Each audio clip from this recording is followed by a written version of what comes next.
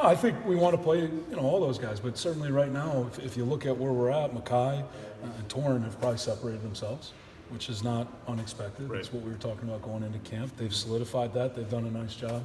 I think both guys bring a real individual, unique skill set in some ways. Toren Young's running the ball as good as he ever has. He's a tempo setter.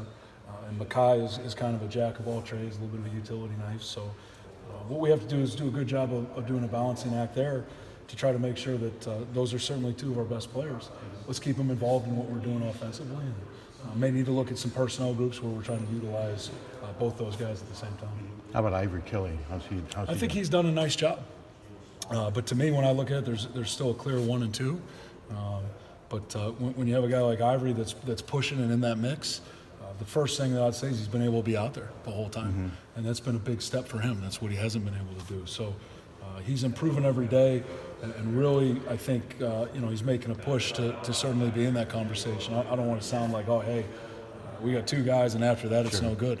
And then you got 2 young guys who I know the head coach will hit more on this, but boy, they've shown some things too that I think are pretty impressive. So you feel pretty good about that situation, but you're always cautiously optimistic about that situation because that's a position where things can change very quickly. So feel good about him as well, but like I said, those 2 guys have really kind of separated themselves.